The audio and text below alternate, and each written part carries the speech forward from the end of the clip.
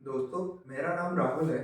हम एक एडीपीओ की रिवीजन सीरीज स्टार्ट किए हैं, जहाँ पे हम कई सब्जेक्ट पे डिस्कशन कर चुके हैं। अभी हमने लास्ट वीडियो में जो सब्जेक्ट पे डिस्कशन किया उसका नाम था banning of unregulated deposit scheme. जो हम पार्ट वन में हमने सेक्शन 1 टू सेक्शन 8 पे बात करी थी, उसके आगे वाले सेक्शन पे हम इस वीडियो पे बात करेंगे। तो हम जो चैप्टर इसमें जो सेक्शन 9 है वो है किस चैप्टर में? चैप्टर 4 में। तो ये क्या है? Information of deposit taker. तो ये एक टाइप का क्या बताया गया है कि एक जो सेक्शन 9 है इसमें क्या है ना, जो जानकारी के भाई उस अप्रोप्रिएट गवर्नमेंट या जो कॉम्पिटेंट अथॉरिटी उसके में जानकारी कैसे पहुंचेगी, तो ये पूरा चैप्टर उसी बारे में बात करता है। सेक्शन 9 पे हम देखते हैं तो ये बात करता है सेंट्रल डाटाबेस। तो सेंट्रल गवर्नमेंट में डेजिग्नेट अथॉरिटी वेदर एग्जिस्टिंग और भी कंस्टिट्यूटेड शेल क्रिएट। ठीक है, तो सेंट्रल गवर्नमेंट क्या करेगी? क्रिएट करेगी क्या? सेंट्रल डाटाबेस क्रिएट करेगी जो maintain the end operate the online database of information of deposit taker. ठीक है, जो डिपॉजिट टेकर है जो लेते उसके लिए क्या है, ऑनलाइन प्लेटफॉर्म पे उनकी क्या होगी? जो हम देखते हैं आजकल हर चीज का डाटाबेस रहता है कि जहां पे एक क्लिक के थ्रू आपको हर चीज पता पड़ जाती है, तो उसी के थ्रू क्या है, एक इनका बनाया जाएगा जहां पे जो डिपॉजिट टेकर जो पैसे देते हैं उनके बारे में जानकारी प्राप्त हो सके।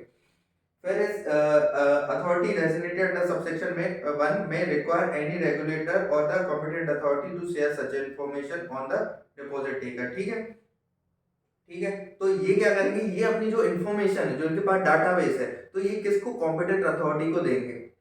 ठीक है, तो फिर उसके बाद वो उसको चेक करेंगे कि भाई ऐसा कोई ऑफेंस हो रहा है इस एक्ट के कंट्रावेंशन में कि नहीं। फिर सेक्शन 10 है information of business by the deposit taker. ये जनरली ये बात कर रहा है अगर आप ऐसा कोई बिजनेस चला रहे हैं। ऐसा कैसा बिजनेस? आप मान लीजिए पैसे का देते हैं, ब्याज पे देते हैं या किसी में देते हैं, आपको स्कीम ऐसे चला रहे हैं, आपका कोई बिजनेस है, तो आप उसकी जानकारी क्या करें? जो कॉम्पिटेंट अथॉरिटी है उसको आप जो भी प्रिस्क्राइब मैनर है उसमें आप जानकारी दें। The competent authority reason to believe that the deposit are being solicited and accepted pursuant the unregulated scheme. ठीक है, अगर मान लीजिए इनको बिलीव हो जाता है कॉम्पिटेंट अथॉरिटी को, वो समझने के पश्चात, ठीक है, कि ये जो व्यक्ति है जो डिपॉजिट टेकर है ये अनरेगुलेटेड स्कीम चला रहा है, तो ये क्या करेंगे? आप उससे बोलेंगे कि तुम अपने क्या करो, रिकॉर्ड वगैरह वो सबमिट करो, हम उसकी जांच करेंगे। ठीक है, तो ये बात करता है सेक्शन 10। अब देखिए सेक्शन 11 है information to be shared. The competent authority shall share all the information received under section 29 of the central bill. तो ये क्या करेंगे?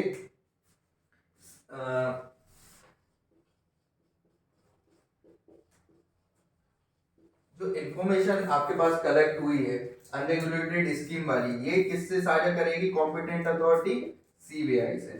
तो CBI central bureau of investigation होती है जो क्या करती है, जो ऑफेंस हो रहा है सारे देश में, जो बड़े ऑफेंस है अगर उससे रिलेटेड है तो वो जानकारी डाटाबेस क्रिएट करते हैं।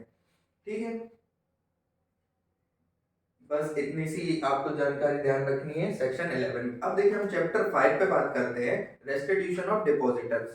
तो ये बात कर रहे हैं चैप्टर के भाई किसी व्यक्ति ने ऑफेंस कर दिया, उसने लोगों की पैसे जमा पूंजी लेके भाग गए, तो अब उनका लौटाया कैसे जाएगा? वो पैसा कैसे लौटाया जाएगा? अगर मान लो वो व्यक्ति पकड़ा गया तो कैसे लौटा जाएगा? तो ये चैप्टर 5 इस बारे में बात करता है। तो सेक्शन 12 देखते हैं, प्रायोरिटी ऑफ डिपॉजिटर क्लेम।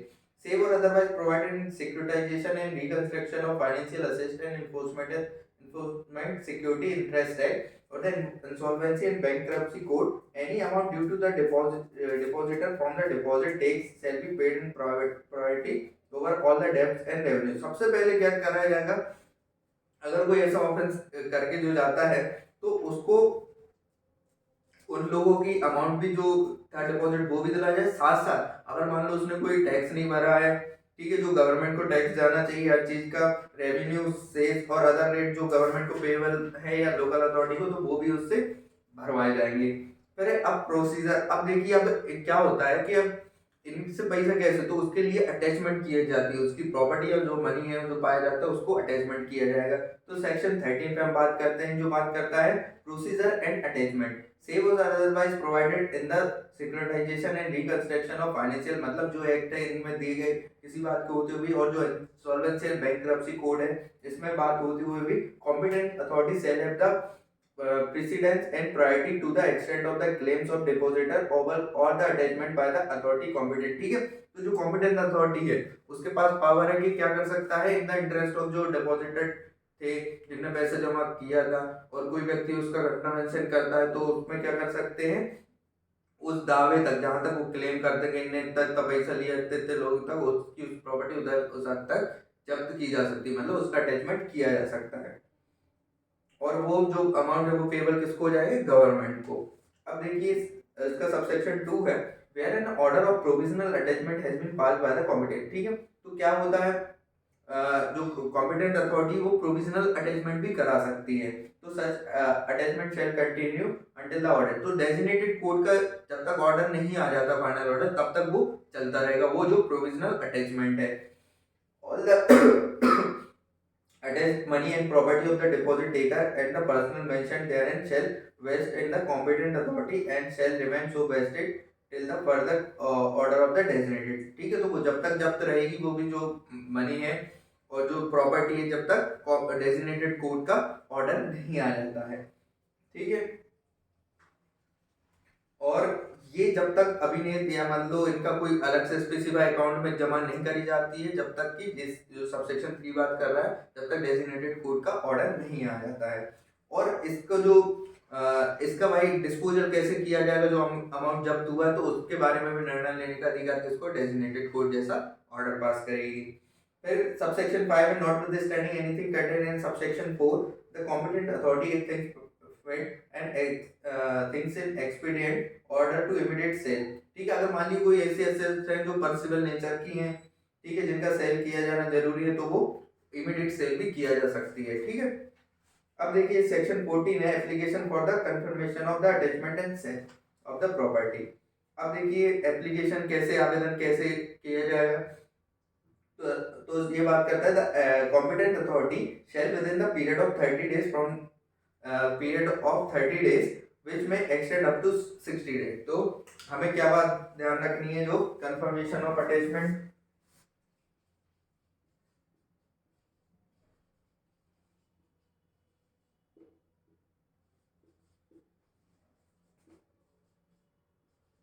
हमें जो टाइम ड्यूरेशन दिए रहते हैं उस पर विशेष रूप से ध्यान रखना होता है। इसमें बोला है 30 डेज,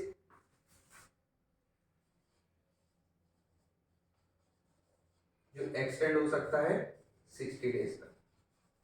कौन से सेक्शन 40 में जो एप्लीकेशन आप दे रहे हैं। ठीक है, उस प्रोविजनल अटैचमेंट से 30 दिन के भीतर या 60 दिन के तक file an application with such particular is being prescribed before the designated court. Designated court में आपको करना है, तो ये आपको ध्यान रखना है कि ये जो एप्लीकेशन आप दे दोगे, कहाँ दोगे, डेजिग्नेटेड कोर्ट में दोगे, जो हमने बात करी थी सेशन जज या एडिशनल सेशन जज, वहां पे प्रिसाइडिंग ऑफिसर होते हैं। ठीक है, तो डेजिग्नेटेड कोर्ट का जो भी ऑर्डर होगा, ठीक है, तो डेजिग्नेटेड कोर्ट में for making the provisional attachment absolute and the permission to sell. तो डेजिग्नेटेड कोर्ट ऑर्डर दे सकता है, या तो उस जो सेल वो जो अटैचमेंट हुआ था प्रोविजनल, उसको एब्सोल्यूट कर सकते हैं, उसको स्थायी कर सकते हैं, या उसकी प्रॉपर्टी को भी सेल करने का ऑर्डर दे सकते हैं, या उसकी प्राइवेट सेल भी की जा सकती है। In the case where the money और property has been attached on the permission granted by the designated court in another state or union territory, the application for confirmation of such attachment shall be filed in that court। अगर मान लीजिए वो ये बात ध्यान रखनी, जिस jurisdiction के कोर्ट में जहाँ अटैच हुआ है वहां पे आपको एप्लीकेशन वहां पे फाइल करनी पड़ेगी जहां पे वो अटैचमेंट हो रहा है। अब देखिए सेक्शन 15 बात करता है confirmation of attachment by the designated court. अब जब उसकी जो अपन बात करें कि इसको परमानेंट कौन करता है, पहले तो कॉम्पिटेंट अथॉरिटी ने क्या किया है कि उसको प्रोविजनल अटैचमेंट किया, उसका जो परमानेंट जो एब्सोल्यूट करता है कौन करता है, डेजिग्नेटेड कोर्ट। तो ये सेक्शन 15 बात करता है, तो ये बोलता है upon the receipt of application under section 14, जो सेक्शन 14 जो बात करी उसमें अगर एप्लीकेशन आती है तो डेजिग्नेटेड कोर्ट क्या करेगी, issue notice to the deposit taker. जो डिपॉजिट टेकर है ना, जिसके विरुद्ध लाए गए, जिसके अटैच हुई, तो उसको नोटिस जारी किया जाएगा। या मान लीजिए बी बात करता है जिसके विरुद्ध क्या है, अटैचमेंट किया गया है, उससे शो कॉज नोटिस पूछा जाएगा 30 दिन के भीतर, date of issue of notice के 30 दिन के भीतर आपको बताना है। ठीक है, जो जानकारी मांगी गई है, कारण बताना पड़ेगा।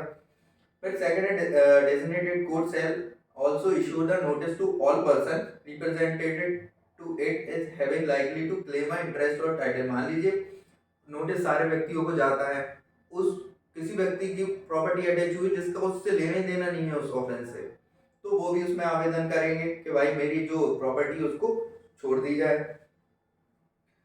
वो ऑब्जेक्शन अराइज कर सकते हैं। फिर सबसेक्शन 3 बात करता है designated court shall after the adopting such procedure as may be prescribed pass an order. ठीक है, जो प्रोसीजर है उसको अपनाने के बाद क्या ऑर्डर पास कर सकते हैं, making the provisional order of attachment absolute. या तो वो जो अटैचमेंट हुआ उसको एब्सोल्यूट कर सकते हैं, उसको वेरी कर सकते हैं, चेंजेस कर सकते हैं, उसमें उस अटैचमेंट को फ्री कर सकते हैं, जो ऑर्डर हुआ था प्रोविजनल अटैचमेंट को उसको कैंसिल कर सकते हैं। ठीक है, या मान लो ऑर्डर कर सकते हैं कि भाई जो अटैच है उसका पब्लिक ऑक्शन किया जाए। ठीक है, या प्राइवेट सेल के थ्रू, ये भी ऑर्डर कौन करेगा, डेजिग्नेटेड कोर्ट। फिर सबसेक्शन 4 है designated court shall not varying और कैंसिलिंग द। ठीक है, तो ये तब तक वेरी और कैंसिल नहीं करेंगे उस जो प्रोविजनल अटैचमेंट हुआ था तब तक की डिपॉजिट टेकर और such person referred in subsection 1 has interest of such property. अगर वो डिपॉजिट टेकर का उसमें इंटरेस्ट निकल आता है और there shall remain a amount of property sufficient to repayment of deposit. अगर उसकी वो प्रॉपर्टी हम जब्त करके रखेंगे तो उससे जो पैसा है वो हम उससे वसूल करके किनको दे सकते हैं, जिनको उससे हानि हुई है, जिनने पैसा पे किया था और उनको मिला नहीं उसका लाभ। ठीक है, तो उनको। फिर अब इसमें जो हाँ डेजिग्नेटेड कोर्ट क्या कर सकती है, ऑर्डर इशू कर सकती है कि जो इक्विटेबल अमाउंट है जो मान ली जब्त हुआ है वो लोगों में किस प्रकार से बांटा जाना चाहिए। फिर सबसेक्शन 6 है, ये इंपॉर्टेंट है, designated court shall endeavor to complete the proceeding under this section within the period of 180 days। तो हमें ये बहुत अच्छे से ध्यान रखना है कि सेक्शन 15 जो बात करी है, तो जो प्रोसीजर अपना रहे हैं, तो जो पूरी प्रोसीडिंग है, होल प्रोसीडिंग है, वो 180 दिन के भीतर कंप्लीट हो जानी चाहिए। ठीक है, तो ये ध्यान रखना है एग्जाम पर्पस से।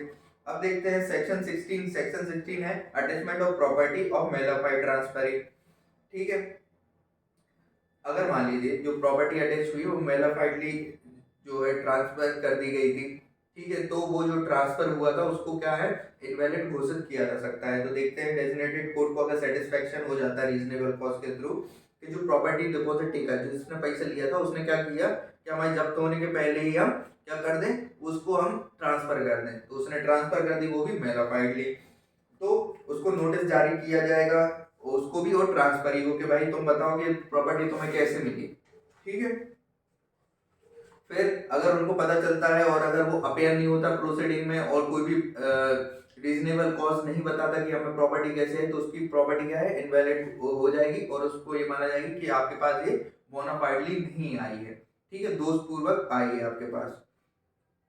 अब देखिए सेक्शन 17 है payment and leave of attachment. तो अगर मान लीजिए आप उस डिपॉजिट टेकर की कोई प्रॉपर्टी अटैच हुई है तो इसके बदले वो हो सकता है वो चाहे तो उसके बदले पैसे भी जमा कर सकता है और उसकी प्रॉपर्टी जो है रिलीज की जा सकती है।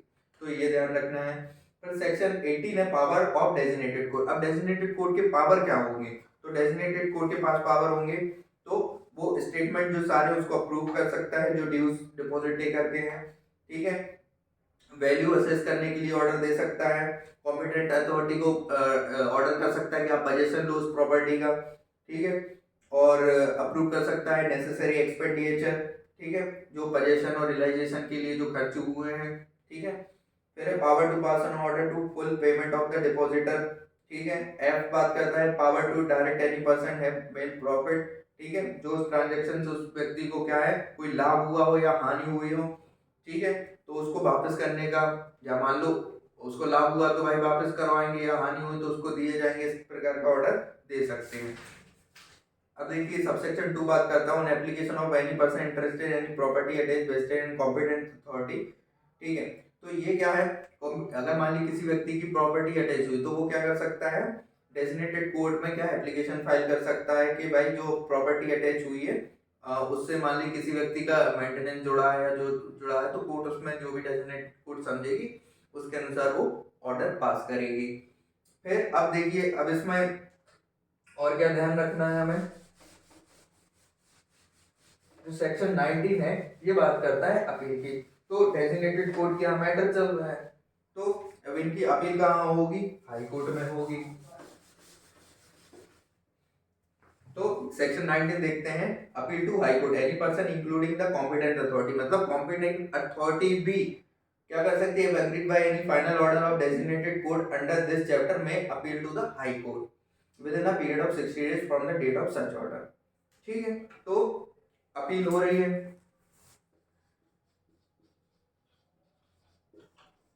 ठीक है, तो डेजिग्नेटेड कोर्ट से अपील कहाँ होगी, हाई कोर्ट में, ठीक है, विद इन द 60 डेज। तो जो डेजिग्नेटेड कोर्ट ने ऑर्डर पास किया है उससे 60 दिन के भीतर हाई कोर्ट में अपील पेश होगी। उसमें अग्रीड चाहे तो अप्रोप्रिएट अथॉरिटी भी कर सकती है और कोई व्यक्ति है वो भी अपील फाइल कर सकता है।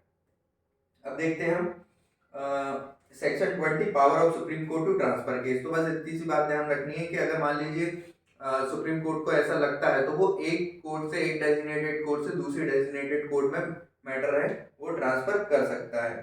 ठीक है, फिर सबसेक्शन 2 है द सुप्रीम कोर्ट में act under this section only on the application filed by the competent, या तो कॉम्पिटेंट अथॉरिटी एप्लीकेशन फाइल करेगी या मान लीजिए इंटरेस्टेड पर्सन है एप्लीकेशन फाइल करेंगे, उसके साथ एफिडेविट भी होगा। अगर मान लीजिए कोई भी आपने एप्लीकेशन लगाई वो फ्रिवलेस या वेक्सिशियस है तो आप पे 50,000 रुपए तक का जुर्माना लगाया जा सकता है। आई होप आपको जो सेक्शन जो हमने 9 से स्टार्ट करे थे वो सेक्शन 20 तक आपको समझ में आए होंगे। इससे आगे वाले चैप्टर हम नेक्स्ट वीडियो पे बात करेंगे। Thank you.